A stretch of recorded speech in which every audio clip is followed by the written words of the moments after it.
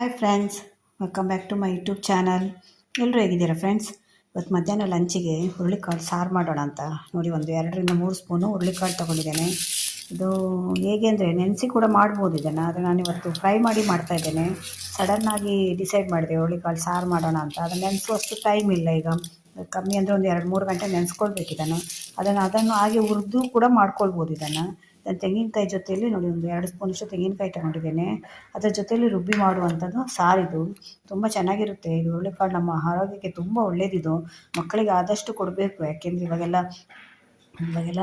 ಎಲುಬುಗಳೆಲ್ಲ ಗಟ್ಟಿನೇ ಇಲ್ಲ ಮಕ್ಕಳದೆಲ್ಲ. ಯಾಕೆಂದರೆ ತುಂಬ ಕ್ಯಾಲ್ಸಿಯಮ್ ಎಲ್ಲ ಕಡಿಮೆ ಆಗ್ತಾ ಇದೆ, ದೊಡ್ಡವರಿಗೂ ಅಷ್ಟು ಮಕ್ಕಳಿಗೆ ಅಷ್ಟೇ. ಅದರಿಂದ ಆದಷ್ಟು ನಾವು ಯೂಸ್ ಮಾಡಬೇಕು ಇದನ್ನು. ಇದು ಕಾಲುಗಳಿಗೆ ತುಂಬ ಶಕ್ತಿ ಕೊಡುತ್ತೆ ನೋಡಿ. ಅದಕ್ಕೆ ನಾವು ಕುದುರೆಗೆಲ್ಲ ಇದನ್ನು ಜಾಸ್ತಿ ತಿನ್ನಿಸ್ತಾರೆ ನೋಡಿ, ಹುರುಳಿಕಾಳನ್ನು. ಯಾಕೆಂದರೆ ಅದು ಕುದುರೆಗಳಿಗೆ ಕಾಲು ಗಟ್ಟಿ ಇರಬೇಕಲ್ಲ, ಅದರಿಂದ ಆದಷ್ಟು ನಮ್ಮ ಮನೇಲಿ ಯೂಸ್ ಮಾಡಬೇಕು. ಅದರಿಂದ ಯಾವ ರೀತಿ ಆದರೂ ಒಂದು ರೀತಿ ಮಾಡಿಕೊಂಡು ಸಾಂಬಾರ, ಹುರುಳಿಕಾಳು ಉಸ್ಲಿನ ಅಥವಾ ಹುರುಳಿಕಾಳು ಸಾರು ಯಾವುದಾದ್ರೂ ಒಂದು ರೀತಿ ಮಾಡಿಕೊಂಡು ನಾವು ಅದನ್ನು ಸೇವನೆ ಮಾಡ್ಬೋದು. ನಾನಿವತ್ತು ಸಾರು ಮಾಡ್ತಾಯಿದ್ದೇನೆ. ಫಸ್ಟು ನಾವು ಹುರುಳಿಕಾಳು ಸಾರು ಮಾಡ್ಕೊಳ್ಳಿಕ್ಕೆ ಹುರುಳಿಕಾಳನ್ನು ಫ್ರೈ ಮಾಡ್ಕೊಳ್ಬೇಕು. ಇವಾಗ ಒಂದು ತವ ಇಟ್ಟಿದ್ದೇನೆ, ಅದಕ್ಕೆ ನಾನು ಈ ಹುರುಳಿಕಾಳನ್ನು ಹಾಕ್ತಾಯಿದ್ದೇನೆ. ಇದೊಂದು ಸ್ವಲ್ಪ ಕಲರ್ ಚೇಂಜ್ ಆಗಬೇಕು, ಮತ್ತು ಅದು ದಪ್ಪ ದಪ್ಪ ಆಗುತ್ತೆ. ಮತ್ತು ದಪ್ಪ ದಪ್ಪ ಆಗಿ ಒಂದು ಪರಿಮಳ ಬರಲಿಕ್ಕೆ ಸ್ಟಾರ್ಟ್ ಆಗುತ್ತೆ. ಅಲ್ಲಿವರೆಗೂ ನಾವು ಇದನ್ನು ಹುರ್ಕೊಳ್ಬೇಕು. ಅದೇ ಅದು ಕಪ್ಪಾಗಬಾರ್ದು, ಸೀದು ಹೋಗಬಾರ್ದು. ನಿಮಗೆ ಸೀದು ಹೋದರೆ ಏನಾಗುತ್ತೆ ಅಂದರೆ ಅದು ಸಾರು ಕೂಡ ಕಪ್ಪು ಕಲರ್ ಬರುತ್ತೆ. ಅದರಿಂದ ಸೀದು ಹೋಗಬಾರ್ದು. ಅದು ಪರಿಮಳ ಬರುವವರೆಗೆ ಒಂದು ಸ್ವಲ್ಪ ಕಲರ್ ಚೇಂಜ್ ಆಗೋವರೆಗೆ ಹುರ್ಕೊಳ್ಬೇಕು. ನೋಡಿ, ಇದು ಒಂದು ಸ್ವಲ್ಪ ಕಲರ್ ಚೇಂಜ್ ಆಯಿತು ನೋಡಿ, ಕಲರ್ ಚೇಂಜ್ ಆಗಿದೆ, ಪರಿಮಳ ಬರ್ತಾ ಇದೆ. ಇವಾಗ ನಾನು ಅದಕ್ಕೊಂದು ಸ್ವಲ್ಪ ಒಂದು ಅರ್ಧ ಸ್ಪೂನಷ್ಟು ಕಡಲೆಬೇಳೆ ಹಾಕ್ತಾಯಿದ್ದೇನೆ. ಮತ್ತೊಂದು ಅರ್ಧ ಸ್ಪೂನಷ್ಟು ಉದ್ದಿನಬೇಳೆ ಹಾಕ್ತಾಯಿದ್ದೇನೆ. ಮತ್ತೊಂದು ಇದು ಕೂಡ ಒಂದು ಅರ್ಧ ಸ್ಪೂನಷ್ಟು ಧನಿಯಾ ಹಾಕ್ತಾಯಿದ್ದೇನೆ. ಮತ್ತೊಂದು ಸ್ವಲ್ಪ ಕರಿಬೇವು. ಇವಾಗ ಇದನ್ನೆಲ್ಲ ಹಾಕಿ ಮತ್ತೆ ಹುರ್ಕೊಳ್ಬೇಕು ಒಂದು ಸ್ವಲ್ಪ. ಇದು ಕಡಲೆಬೇಳೆ ಯಾಕೆ ಹಾಕೋದಂದರೆ ನಮಗೆ ಸಾರು ಸ್ವಲ್ಪ ಗಟ್ಟಿ ಬರಬೇಕು. ಯಾಕೆಂದರೆ ಇದರಲ್ಲಿ ಏನು ಇರೋಲ್ಲ, ತೆಂಗಿನಕಾಯಿ ಹಾಕಿ ನಾವು ರುಬ್ಕೊಳ್ಳೋದು, ಬೇಳೆ ಏನು ಹಾಕಲ್ವಲ್ಲ. ಅದರಿಂದ ಒಂದು ಸಾರು ಸ್ವಲ್ಪ ಗಟ್ಟಿ ಬರಬೇಕಾಗುತ್ತೆ. ಅದರಿಂದ ಅದಕ್ಕೆ ಕಡಲೆಬೇಳೆ ಹಾಕೋದು. ಅದನ್ನು ಒಂದು ಸ್ವಲ್ಪ ಫ್ರೈ ಆಗಬೇಕು, ಕಡಲೆಬೇಳೆ ಎಲ್ಲ ಉದ್ದಿನಬೇಳೆ ಎಲ್ಲ ಹಾಕಿದ್ಮೇಲೆ. ನೋಡಿ, ಈಗ ಫ್ರೈ ಆಗಿದೆ ನೋಡಿ, ಅದೆಲ್ಲ ಹೇಗೆ ಸಿಡಿತಾ ಇದೆ ನೋಡಿ, ಕಾಣ್ತಾ ಇದೆ ಅಂದ್ಕೊಳ್ತೇನೆ. ಹಾಗೆ ಸಿಡಿಬೇಕದು, ನಮ್ಮದು ದಪ್ಪ ದಪ್ಪ ಆಗಿ ಅದು ಸಿಡಿಲಿಕ್ಕೆ ಶುರುವಾಗುತ್ತೆ. ಆವಾಗ ಆಗಿದೆ ಅಂತ. ಈ ಕೊನೆಯಲ್ಲಿ ಒಂದು 4 ಒಣಮೆಣಸಿನ್ಕಾಯಿ ಹಾಕ್ತಾಯಿದ್ದೇನೆ ನಾನು ಖಾರಕ್ಕೆ. ಇದು ಬ್ಯಾಡಗಿ ಮೆಣಸಿನ್ಕಾಯಿ ಹಾಕಿದರೆ ನಿಮಗೆ ಕಲರ್ ಕೂಡ ಬರುತ್ತೆ. ಅದರಿಂದ 2 ಮಿಕ್ಸ್ ಮಾಡಿ ಕೂಡ ಹಾಕ್ಕೊಳ್ಬೋದು, ಬ್ಯಾಡಗಿ ಮತ್ತು ಗುಂಟೂರು. ಇದು ಮೆಣಸಿನ್ಕಾಯಿ ಹಾಕಿದ ಮೇಲೆ ತುಂಬ ಏನು ಬೇಡ, ಒಂದು ಸ್ವಲ್ಪ ಬಿಸಿ ಆದರೆ ಸಾಕೋದು, ಕ್ರಿಸ್ಪಿ ಬರಬೇಕು ನಾವು ಮಿಕ್ಸಿಯಲ್ಲಿ ಹಾಕ್ಕೊಳ್ಳುವಾಗ. ಆದ್ದರಿಂದ ಇದಾಗ ಆಲ್ಮೋಸ್ಟ್ ಆಗಿದೆ. ಇವಾಗ ಇದನ್ನು ಆಫ್ ಮಾಡಿ, ಇವಾಗ ತಣ್ಣಗಾದ್ಮೇಲೆ ತೆಂಗಿನಕಾಯಿ ಜೊತೆ ಇದನ್ನು ರುಬ್ಕೊಳ್ಬೇಕು. ನೋಡಿ, ಈಗ ತಣ್ಣಗಾಗಿದೆ. ಇವಾಗ ರುಬ್ಕೊಳ್ತಾ ಇದ್ದೇನೆ. ರುಬ್ಕೊಳ್ಳುವಾಗ ಫಸ್ಟ್ ಏನು ಮಾಡಬೇಕು ಅಂದರೆ, ನೀವು ಹುರ್ಕೊಂಡಿದ್ದೀವಲ್ಲ ಹುರುಳಿಕಾಳು, ಇದನ್ನು ಫಸ್ಟು ಸಣ್ಣ ಮಾಡ್ಕೊಳ್ಬೇಕು ನೀವು. ಆಮೇಲೆ ನೀವು ತೆಂಗಿನಕಾಯಿ ಹಾಕಿ ಅದ್ರ ಜೊತೆ ರುಬ್ಕೊಳ್ಬೇಕು. ನೀವು ಫಸ್ಟೇ ಒಟ್ಟಿಗೆ ಎಲ್ಲ ಹಾಕಿದರೆ ಸಣ್ಣ ಆಗಲ್ಲ ಸರಿಯಾಗಿ. ಯಾಕೆಂದರೆ ನಾವು ಇದು ನೆನೆಸ್ಕೊಳ್ಳಿಲ್ಲ, ಹುರ್ಕೊಂಡಿದ್ದೇವೆ. ಅದರಿಂದ ಅದು ಒಂದು ಸ್ವಲ್ಪ ಕ್ರಿಸ್ಪಿ ಇರುತ್ತಲ್ಲ, ಅದು ಸಣ್ಣ ಆಗಬೇಕು ಫಸ್ಟು. ಅದೆಲ್ಲ ಪೌಡ್ರ್ ಆದಮೇಲೆ ಆಮೇಲೆ ನಾವು ಇದರ ಜೊತೆಯಲ್ಲಿ ತೆಂಗಿನಕಾಯಿ ಹಾಕಿ ನೀರು ಹಾಕಿ ರುಬ್ಕೊಳ್ಬೇಕು. ನೋಡಿ, ಇವಾಗ ರುಬ್ಕೊಂಡಿದ್ದೇನೆ. ಇಷ್ಟು ಸಣ್ಣ ಆಗಬೇಕು ನೋಡಿ, ಈ ರೀತಿ. ಅದಕ್ಕೆ ನಾನು ಹೇಳಿದ್ದು, ಮೊದಲು ನೀವು ಹುರುಳಿಕಾಳನ್ನು ರುಬ್ಕೊಂಡು ಪೌಡ್ರ್ ಮಾಡ್ಕೊಳ್ಳಿ, ಆಮೇಲೆ ತೆಂಗಿನಕಾಯಿ ಹಾಕಿ ಅದ್ರ ಜೊತೆಯಲ್ಲಿ ರುಬ್ಕೊಳ್ಬೇಕು. ಇವಾಗ ಇದನ್ನು ಎಷ್ಟು ನೀರು ಬೇಕೋ ಅಷ್ಟು ನೀರು ಮಾಡ್ಕೊಳ್ಬೇಕು. ನಾವು ಕುದಿಲಿಕ್ಕೆ ಇಡ್ತೇವಲ್ಲ ಗ್ಯಾಸ್ ಮೇಲೆ, ಆಗ ಎಷ್ಟು ನೀರು ಬೇಕೋ ಅಷ್ಟು ನೀರು ಮಾಡ್ಕೊಳ್ತೀನಿ. ನಾನು ಇದಕ್ಕೆ ಸ್ವಲ್ಪ ನೀರು ಹಾಕಿ ಇದಕ್ಕೆ ಹಾಕ್ತೇನೆ. ನಾನಿವಾಗ ರುಬ್ಕೊಂಡಿದ್ದೆಲ್ಲ ಮಿಕ್ಸಿ ಜಾರಿಗೆ ಸ್ವಲ್ಪ ನೀರು ಹಾಕಿ ಇದಕ್ಕೆ ಹಾಕ್ತಾ ಇದ್ದೇನೆ. ಇವಾಗ ಕುದಿಲಿಕ್ಕೆ ಇಡ್ತೇನೆ. ಕುದಿಲಿಕ್ಕೆ ಇಟ್ಟಿದ್ದೇನೆ. ಇದಕ್ಕೆ ಇನ್ನೊಂದು ಸ್ವಲ್ಪ ನೀರು ಹಾಕ್ತಾ ಇದ್ದೇನೆ. ಒಂದು ಸ್ವಲ್ಪ ನಾನು ಸಾರು ಮಾಡ್ತಾ ಇರೋದ್ರಿಂದ ಒಂದು ಸ್ವಲ್ಪ ತೆಳುನೆ ಮಾಡ್ಕೊಳ್ಬೇಕು ಇದು. ಇವಾಗ ಇದಕ್ಕೊಂದು ಸ್ವಲ್ಪ ಅರಿಶಿಣದ ಪೌಡ್ರ್ ಹಾಕ್ತಾ ಇದ್ದೇನೆ, ಒಂದು ಅರ್ಧ ಸ್ಪೂನಷ್ಟು. ಮತ್ತು 1 ಸ್ಪೂನಷ್ಟು ಉಪ್ಪು ಹಾಕ್ತಾ ಇದ್ದೇನೆ. ಇದಕ್ಕೆ ಬೆಳ್ಳುಳ್ಳಿಗೆ ಒಗ್ಗರಣೆ ಕೊಡಬೇಕು, ಬೆಳ್ಳುಳ್ಳಿಯಲ್ಲಿ ಒಗ್ಗರಣೆ ಕೊಡಬೇಕು, ತುಂಬ ಚೆನ್ನಾಗಿರುತ್ತೆ. ಒಂದ್ಸಲ ಟ್ರೈ ಮಾಡಿ ನೋಡಿ. ಒಂದು ಚಿಕ್ಕ ಪೀಸಷ್ಟು ಬೆಲ್ಲ ಹಾಕ್ತಾ ಇದ್ದೇನೆ. ಬೆಲ್ಲ ಬೇಡ ಅಂದರೆ ಸ್ಕಿಪ್ ಮಾಡ್ಕೊಳ್ಳಿ, ಆದರೆ ಬೆಲ್ಲ ಹಾಕಿದ್ರೇ ರುಚಿ ಚೆನ್ನಾಗಿ ಬರೋದು. ಒಂದ್ಸಲ ಹಾಕಿ ಚೆನ್ನಾಗೆಲ್ಲ ಮಿಕ್ಸ್ ಮಾಡಿ.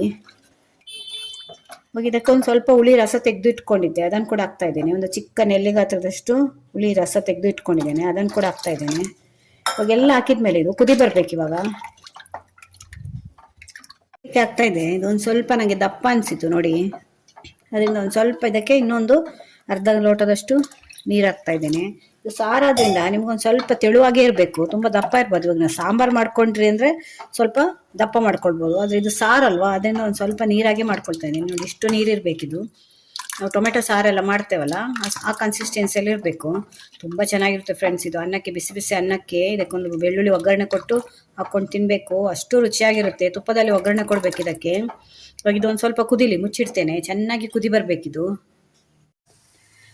ಈಗ ನೋಡಿ ಒಂದು 5 ನಿಮಿಷ ಆಯಿತು ನೋಡಿ, ಚೆಂದ ಮಾಡಿ ಕುದೀತಾ ಇದೆ. ಇಷ್ಟು ಚೆನ್ನಾಗಿ ಕುದಿಬೇಕದು. ಇವಾಗ ಇದಕ್ಕೊಂದು ಸ್ವಲ್ಪ ನಾನು ಕರಿಬೇವು ಹಾಕ್ತಾ ಇದ್ದೇನೆ, ಮತ್ತು ಒಂದು ಸ್ವಲ್ಪ ಹಿಂಗ್ ಪೌಡ್ರ್ ಹಾಕ್ತಾ ಇದ್ದೇನೆ, ಮತ್ತು ಒಂದು ಸ್ವಲ್ಪ ಕೊತ್ತಂಬರಿ ಸೊಪ್ಪು ನೀವು ಹಾಕ್ಕೊಂಡಷ್ಟು ಚೆನ್ನಾಗಿರುತ್ತೆ. ಇದು ರುಚಿ ಜಾಸ್ತಿ ಬರುತ್ತೆ. ಅದೇ ಕೊತ್ತಂಬರಿ ಸೊಪ್ಪು ಹಾಕಿದ ಮೇಲೆ ಆಫ್ ಮಾಡಿ, ಜಾಸ್ತಿ ಕುದಿಸ್ಕೊಳ್ಬೇಡಿ. ಒಂದ್ಸಲ ಎಲ್ಲ ಚೆನ್ನಾಗಿ ಮಿಕ್ಸ್ ಮಾಡಿದ ಮೇಲೆ ಇದಕ್ಕೆ ಬೆಳ್ಳುಳ್ಳಿಯಲ್ಲಿ ಒಗ್ಗರಣೆ ಕೊಡಬೇಕು. ತುಪ್ಪದಲ್ಲಿ ಬೆಳ್ಳುಳ್ಳಿ ಹಾಕಿ ಒಗ್ಗರಣೆ ಕೊಟ್ಟರೆ ತುಂಬ ಚೆನ್ನಾಗಿರುತ್ತೆ. ನೋಡಿ ಹೇಗೆ ಕಾಣ್ತಾ ಇದೆ ಅಂತ. ತುಂಬ ಒಳ್ಳೆಯದು ಆರೋಗ್ಯಕ್ಕೆ, ಅಷ್ಟು ಒಳ್ಳೆಯದು. ಮಕ್ಕಳಿಗೆಲ್ಲ ಮಾಡಿಕೊಟ್ರೆ ಕಾಲು ಎಲ್ಲ ನೋವು ಬರುತ್ತಲ್ಲ, ಈಗೆಲ್ಲ ಕ್ಯಾಲ್ಸಿಯಂ ಕಡಿಮೆ ಆಗಿ ಒಂದು 40 ವರ್ಷ ಆದಮೇಲೆ ಕ್ಯಾಲ್ಸಿಯಂ ಕಡಿಮೆ ಆಗುತ್ತೆ ಹೆಚ್ಚಿನವರಿಗೆಲ್ಲ ಅಂತ. ಆಗಾಗ ಇದನ್ನು ಮಾಡಿ ತಿಂತಾ ಇದ್ರೆ ಕ್ಯಾಲ್ಸಿಯಂ ಸಪ್ಲೈ ಆಗುತ್ತೆ ನಮ್ಮ ದೇಹದಲ್ಲಿ. ಮೂಳೆಗಳೆಲ್ಲ ಗಟ್ಟಿ ಮಾಡುತ್ತೆ ಇದು, ಕಾಲುಗಳೆಲ್ಲ ಗಟ್ಟಿ ಮಾಡುತ್ತೆ.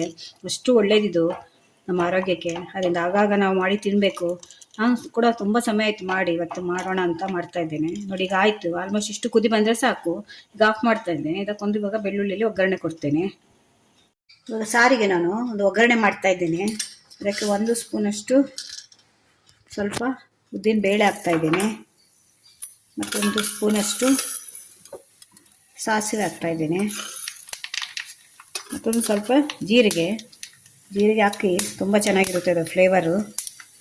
ಮತ್ತು ಒಂದು ಕೆಂಪು ಮೆಣಸಿನ್ಕಾಯಿ, ಮತ್ತೊಂದು ಸ್ವಲ್ಪ ಕರಿಬೇವು, ಮತ್ತೊಂದು ಸ್ವಲ್ಪ ಇದೇ ಮೇಯ್ನು ಬೆಳ್ಳುಳ್ಳಿ ಹಾಕ್ಬೇಕು ಇದಕ್ಕೆ. ನೀವು ಇನ್ನೂ ಜಾಸ್ತಿ ಹಾಕ್ಕೊಳ್ಬೋದು, ನಾನು ಇಷ್ಟೇ ಹಾಕ್ತಾ ಇದ್ದೀನಿ. ನಾವು ಸ್ವಲ್ಪ ಕಡಿಮೆ ಯೂಸ್ ಮಾಡೋದು, ಆದ್ದರಿಂದ ಇದೆಲ್ಲ ಹಾಕಿ ಒಗ್ಗರಣೆ ಮಾಡಿ ಅದಕ್ಕೆ ಹಾಕಬೇಕು. ತುಂಬ ಚೆನ್ನಾಗಿರುತ್ತೆ ಫ್ರೆಂಡ್ಸ್. ಒಂದ್ಸಲ ಮಾಡಿ ನೋಡಿ ಈ ರೀತಿ ಒಳ್ಳೆಕಾಳು ಸಾರನ್ನು.